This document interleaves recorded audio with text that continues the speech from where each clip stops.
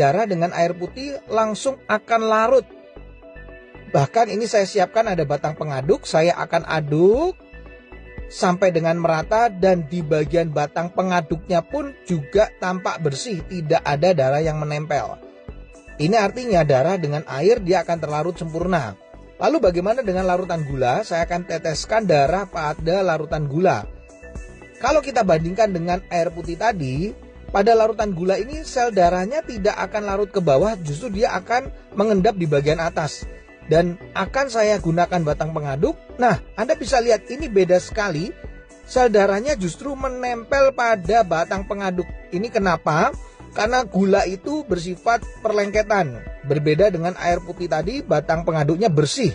Makanya orang kalau kena diabetes, terjadi perlengketan pada darahnya, mengalami rasa haus, kemudian sering buang air kecil, dan akhirnya suka ngemil.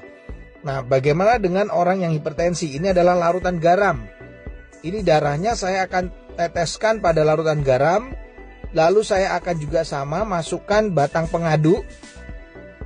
Dan ini berbeda dengan diabetes, di mana sel darah yang menempel pada batang pengaduknya tidak selengket pada gula, larutan gula. Tapi yang membedakan pada orang darah tinggi atau hipertensi yang terlalu sering makan asin-asin, ini kelihatan sel darah merahnya akan terurai, dia akan rusak, dia akan pecah. Makanya orang darah tinggi bisa mengalami pecah pembuluh darah. Yang terakhir saya akan teteskan darah ini di dalam minyak goreng. Nah, kalau saya teteskan ini langsung bisa terlihat.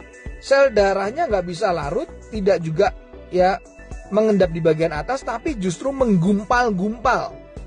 Ini membuktikan bahwa orang yang tinggi kolesterolnya akan mengakibatkan penggumpalan sel darah. Jadi sel darahnya akan menggumpal-gumpal dan ini yang bisa menimbulkan penyumbatan pada pembuluh darah.